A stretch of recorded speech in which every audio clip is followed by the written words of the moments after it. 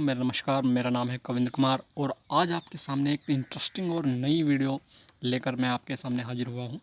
देखिए, आज की इस वीडियो में हम बात करेंगे कि जो कुंडली में 12 भाव होते हैं वे किस प्रकार से जो है उनकी हम ताकत को देखते हैं। उनकी ताकत एक दूसरे के भाव पर किस प्रकार से आश्रित होती है। और इस वीडियो में मैं ये भी बताऊंगा कि कुंडली के किसी भी भाव से किसी भी भाव से तीसरा भाव उस भाव की मूल ताकत होता है, अर्थात उस भाव का हम बल भाव भी कह सकते हैं, उस भाव का ताकत भाव भी कह सकते हैं। जैसे हम प्राय आमतौर पर लग्न कुंडली में तीसरे भाव को बल, शक्ति और पराक्रम का कहते हैं। इसी प्रकार से भाव और भावार्थ के सिद्धांत के अनुसार हम प्रत्येक भाव की चर्चा आज इसी तीसरे भाव के बल के बारे में करने वाले हैं। तो आइए देख लेते हैं। सबसे पहले हम पहले भाव के बारे में प्राय सभी जानते हैं, जो ज्योतिष में जुड़े जितने भी लोग हैं, और जो नहीं भी जानते वे भी जान जाएंगे। देखिए, जो हमारा कुंडली में पहला भाव होता है उससे 3 तक गिनने पर तीसरा भाव आता है, जो व्यक्ति के पराक्रम, बल और दाहिनी भुजा का माना जाता है। अर्थात जो कुंडली का तीसरा भाव होता है तो यह हमारी शारीरिक ताकत को दर्शाता है। अर्थात पहला भाव हमारा बॉडी है, शरीर है, तो उसकी ताकत हमारे तीसरे भाव में होगी। यानी कि हमारे जो है ये भी समझ सकते हैं कि जैसा कि हमारा दाहिना हाथ होता है, अर्थात हमारा जो तीसरा भाव होता है कुंडली का वो दाहिने हाथ का होता है और सबसे ज़्यादा ताकत हमारे दाहिने हाथ में होती है। और इसी प्रकार से जो बल और पराक्रम हमें छोटे भाइयों से मिल जाता है वैसा किसी भी बंधु से नहीं मिल सकता। अर्थात जो हमारा तीसरा भाव होता है वो हमारे छोटे भाई बहनों का होता है, और छोटे भाई बहनों का बल अपने आप में एक मिसाल होता है। इसी प्रकार से आप इसे एक उदाहरण के रूप में समझ सकते हैं।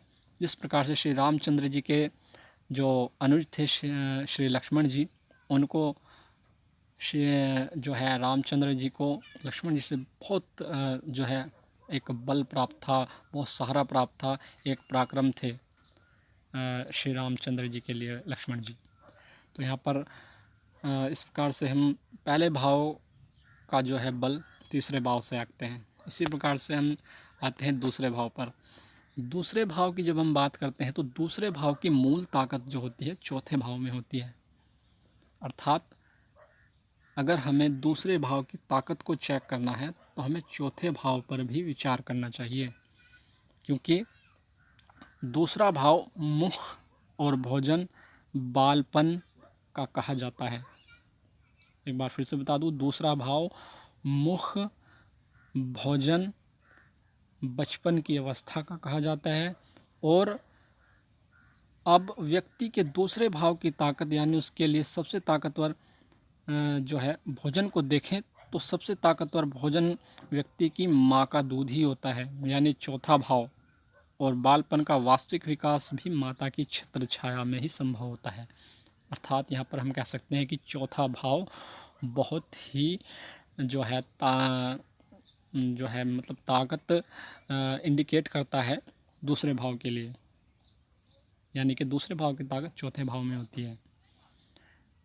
इसी प्रकार से अगर तीसरे भाव की बात करें तो तीसरे भाव जो हमारा होता है, हमारी जो भुजाओं का होता है, भुजबल का होता है, पराक्रम का होता है, छोटे भाई बहनों का होता है। इसी प्रकार से व्यक्ति के भुजबल यानी कि तीसरे भाव को ताकत और उचित दिशा तभी मिलती है जब उसकी बुद्धि और विद्या उसके पास होती है, यानी कि पंचम भाव। मैं यहाँ पर एक बार फिर से समझा दूँ कि किसी भी भाव से तीसरा भाव उस भाव की ताकत होता है। तो यहाँ पर हमारा जो तीसरा भाव है वो हमारी जो है ताकत का होता है, शारीरिक ताकत का होता है, भुजाओं का होता है। और जब हमारे पास बुद्धि होती है तो उसे अतिरिक्त ताकत मिलती है, और वह तभी हमारी जो शारीरिक ताकत होती है, हमारे जो भुजाएं होती हैं, हमारी जो अंदर की एनर्जी होती है, वो तभी अच्छी तरह से काम करती है जब हमारे अंदर बुद्धि या सोचने समझने की क्षमता हो, तरीका हो, अर्थात यानी कि पंचम भाव हमारा अच्छा हो, तभी हमारी जो है पराक्रम शक्ति और ताकत अच्छा कार्य करेगी। यानी कि हम कह सकते हैं कि तीसरे भाव की जो पावर होती है वो पंचम भाव होती है। इसी प्रकार से चौथे भाव की ओर बढ़ते हैं। चौथा भाव जो होता है हमारा सुख का होता है, और छठा भाव जो होता है व्यक्ति के सुख की वास्तविक ताकत को दर्शाता है। हम यहाँ पर इस तरह से समझ सकते हैं कि हमारा जो चौथा भाव है वो सुख का हो गया, और व्यक्ति का जो वास्तविक सुख है वो स्वस्थ होना है। जो व्यक्ति हमेशा रोगी रहता है, हमेशा शारीरिक परेशानियों से जूझता रहता है, उसे आप कभी सुखी मत मानना। अर्थात अगर आपका चौथा भाव जो ताकतवर देखना है, उसकी ताकत कितनी है, तो हमें छठे भाव पर भी अवश्य जो है ध्यान देना चाहिए। क्योंकि छठा भाव अगर हमारा सही होगा, अच्छा होगा, तो उतने ही हम स्वस्थ होंगे, संघर्ष करने की और रोगों से लड़ने की क्षमता हमारी अच्छी होगी, और उतना ही हम अच्छा सुख प्राप्त कर सकेंगे। अर्थात चौथा भाव सुख, तो छठा भाव हमारा स्वास्थ्य होता है, और स्वस्थ व्यक्ति ही संसार में सबसे सुखी माना जाता है। इसी प्रकार से कहते भी हैं कि पहला सुख निरोगी काया। इसीलिए मैं यहाँ पर आपको कहूँगा कि अगर सुख को पाना है तो हमें छठे भाव पर भी जो है सही रखने की चेष्टा करनी चाहिए, अर्थात हमने स्वास्थ्य को सही रखने की चेष्टा करनी चाहिए। इसी प्रकार से हम आगे बढ़ते हैं पंचम भाव पर। पंचम भाव जो होता है हमारा विद्या बुद्धि का होता है, और सप्तम भाव जीवन साथी का होता है। इसी प्रकार से पंचम भाव अर्थात हमारी बुद्धि और विद्या को अगर किसी अतिरिक्त रूप में ताकत मिलती है तो वह केवल हमारे जीवन साथी के द्वारा मुख्य रूप से मिलती है। अर्थात हमारा जीवन साथी हमें उम्र भर अपनी योजना, सलाह और बुद्धि के द्वारा हमारी विद्या और बुद्धि को अतिरिक्त बल प्रदान करता है। अर्थात हम कह सकते हैं कि हमारे जो पंचम भाव की ताकत होती है वो सप्तम भाव पर भी निर्भर करती है, क्योंकि सप्तम भाव पंचम भाव से तीसरा होता है। इसी प्रकार से आगे बढ़ते हैं छठे भाव पर। छठा भाव जो होता है स्वास्थ्य का होता है, और अष्टम भाव हमारी आयु का प्रतीक माना जाता है। इस कॉम्बिनेशन को थोड़ा समझने की कोशिश करना। छठा भाव हमारे स्वास्थ्य का होता है, और अष्टम भाव हमारी आयु का होता है। इस प्रकार से हमारी आयु ही दर्शाती है हमारे स्वास्थ्य का बल जो है किस प्रकार का है। अर्थात यदि हम बाल्यावस्था में हैं, बच्चे हैं, तो स्वास्थ्य काफ़ी अच्छा होता है। अर्थात एक्टिविटी और नई एनर्जी होती है बालपन में। आपने कभी देखा होगा कि बच्चे धूप में या सर्दी में इधर उधर घूमते भी रहते हैं, वो उनको ज़्यादा कोई टेंशन नहीं रहती। फिर भी जो है कुल मिलाकर बालपन एक स्ट्रॉन्ग जो है होती है अवस्था होती है मनुष्य की। जो हम बच्चे होते हैं तो काफ़ी अच्छा स्वास्थ्य होता है। वो बात अलग है जो बच्चे रोगी होते हैं उनको मैं यहाँ पर सम्मिलित नहीं करना चाहूँगा, अपवाद के रूप में कहूँगा उन्हें। तो इसी प्रकार से जब युवा अवस्था में भी इसी प्रकार से जो है व्यक्ति स्वास्थ्य रहता है, और इसी प्रकार से जब उम्र ढल जाती है तो स्वास्थ्य का बल भी कम हो जाता है। अर्थात जो है मनुष्य के जो स्वास्थ्य की और संघर्ष करने की क्षमता, क्योंकि छठा भाव भी हमारा जो होता है संघर्ष का होता है। व्यक्ति कितना संघर्ष करता है और कैसा उसका जो स्वास्थ्य है, उसकी एक्टिविटी संघर्ष में कितनी है, तो ये हमारी उम्र के ऊपर डिपेंड करता है। जैसी हमारी उम्र होगी वैसी हमारी संघर्ष करने की क्षमता होगी, और जैसी मतलब हमारी सेहत होगी वो उम्र के लिहाज से उम्र के ऊपर डिपेंड करती है। जैसे कि आप उम्र ढल जाती है तो सेहत भी डाउन होती चली जाती है। अर्थात हम कह सकते हैं कि अगर हमें छठे भाव की ताकत को आंकना है तो हमें अष्टम भाव पर अवश्य गौर करना चाहिए। तो इसी प्रकार से हम आगे बढ़ते हैं। आगे जो है हम सप्तम भाव पे को चेक करेंगे। सप्तम भाव की जो ताकत होती है, जो बल होता है, वो नवम भाव होता है, क्योंकि नवम भाव हमारे भाग्य का होता है, और हमारे जीवन साथी का बल हमारे भाग्य पर अधिक निर्भर करता है। अर्थात जैसा हमारा भाग्य होगा वैसा ही जीवन साथी पराक्रमी और बलशाली होगा। आपने देखा होगा कि जब कभी किसी से रिश्ता करने चलते हैं या वैवाहिक संबंध बनाने चलते हैं तो पहले सामने वाले का भाग्य भी सबसे पहले देखा जाता है कि भाग्य किस प्रकार का है व्यक्ति का। तो इस प्रकार से हम कह सकते हैं कि जो सप्तम भाव का बल जो ताकत होती है, मूल ताकत होती है, वो नवम भाव होता है। अर्थात जीवन साथी का जो वास्तविक बल होता है वो हमारा भाग्य होता है। इसी प्रकार से हम आगे बढ़ते हैं अष्टम भाव पर। अष्टम भाव जो होता है, अष्टम भाव की जो मूल ताकत होती है वो दशम भाव में होती है। वो कुछ इस प्रकार से, क्योंकि अष्टम भाव जो हमारी आयु का प्रतीक होता है और दशम भाव हमारे कर्म का प्रतीक होता है। और इस प्रकार से कहा भी जाता है कि क्रियाशीलता ही जीवन के जो है प्रति जो विकास की प्रतीक होती है।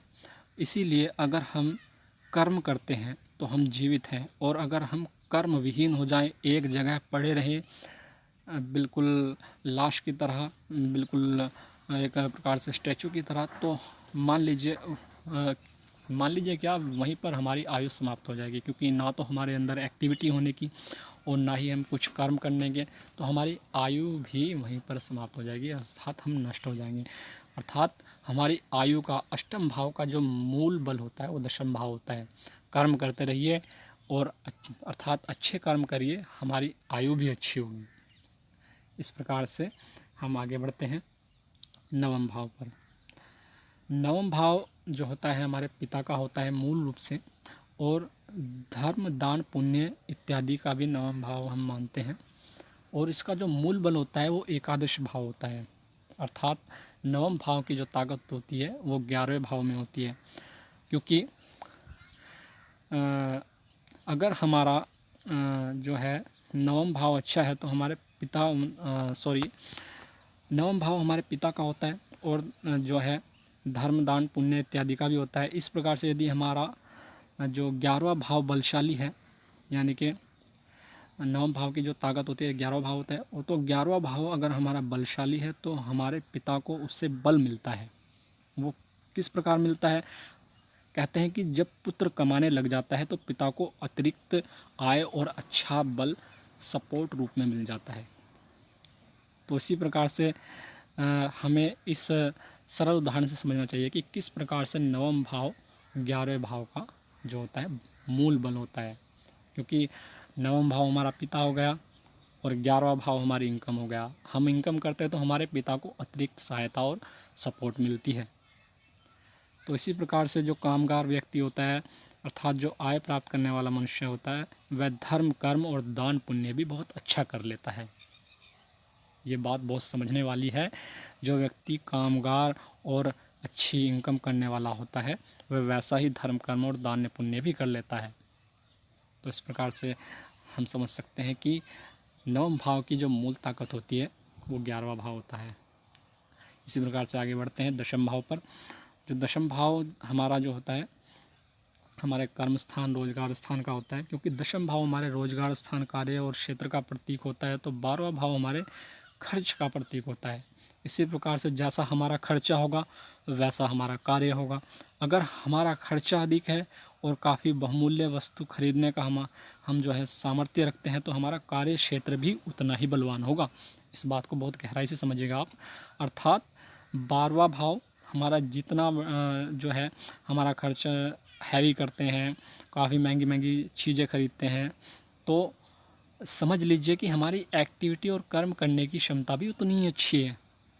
क्योंकि दशम भाव की जो मूल ताकत होती है वो 12वें भाव में होती है। हम खर्चा करेंगे, अच्छी अच्छी महंगी चीज़ खरीदेंगे, तो हम कर्म भी वैसा ही करेंगे, क्योंकि जो व्यक्ति अच्छे कर्म करता है वो वैसे ही खर्चे भी करता है। इस प्रकार यदि हमारा खर्च जो है सीमित मात्रा में है, बहुत कम और सस्ता खर्च करते हैं, तो वास्तव में हमारा रोजगार स्थल जो है कमज़ोर ही होता है। अर्थात 12वां भाव बताता है कि दशम भाव की कितनी ताकत है। तो इसी प्रकार से हम आगे बढ़ते हैं 11वें भाव पर। 11वां भाव जो होता है हमारे आय स्रोत का होता है, क्योंकि जो एकादश भाव हमारे आय स्रोतों को अर्थात हमारी इनकम को दर्शाता है, और हमारे आय स्रोत का हमारी इनकम का बल हमारा लग्न, हमारा शारीरिक स्तर ही जो है आंकता है। अर्थात हमारे जो योग्यता होगी शरीर के अंदर, जितनी हमारी कैपेसिटी होगी, जितनी हमारे स्टेमिना होगा, हमारे जो टैलेंट होगा शरीर में, और उसी के अनुरूप हम आय और लाभ प्राप्त कर सकते हैं। इस प्रकार से हम कह सकते हैं, अगर हमें अपनी लाभ, इनकम और आय को जो है चेक करना है, उसका बल, उसकी ताकत चेक करनी है, तो सबसे पहले हमें लग्न की ताकत भी चेक करनी होगी, क्योंकि जो 11वें भाव की मूल ताकत होती है वो लग्न भाव होता है। वैसे तो लग्न भाव पूरी कुंडली का होता है, लेकिन 11वें भाव का मुख्य रूप से जो है ताकत माना जाता है। कुछ आप इस प्रकार से भी समझ सकते हैं, इस उदाहरण के रूप में जब हम अक्सर देखने को मिलता है कि जब हम रोज़गार अथवा नौकरी की तलाश में इंटरव्यू इत्यादि या फिर कुछ अन्य प्रयास करते हैं, तो सबसे पहले हमारे शरीर की योग्यता के बारे में पूछा जाता है, हमारे चाल चलन के बारे में पूछा जाता है, हमारे चरित्र और व्यक्तित्व के बारे में पूछा जाता है। उसी आधार पर हमें कार्यक्षेत्र, नौकरी आदि की प्राप्ति होती है, जिसके आधार पर हम कमज़ोर और जो कमज़ोर या अच्छा आय स्रोत प्राप्त कर पाते हैं। अर्थात हम कह सकते हैं कि 11वें भाव की मूल ताकत लग्न भाव में होती है। तो इसी प्रकार से हम आगे जो है 12वें भाव को चेक कर लेते हैं।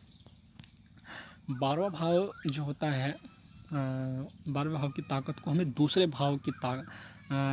भाव से चेक करना चाहिए, क्योंकि 12वां भाव हमारे खर्च को दर्शाता है और दूसरा भाव हमारे धन को दर्शाता है, और इस प्रकार से हमारे खर्च की ताकत हमारा धन ही बताता है, या तो सभी जानते हैं, क्योंकि जैसा हमारे पास धन होगा वैसा ही हमारा खर्चा होगा। ठीक है, क्योंकि अगर हमारे पास धन नहीं तो खर्चा भी हम क्या कर सकेंगे।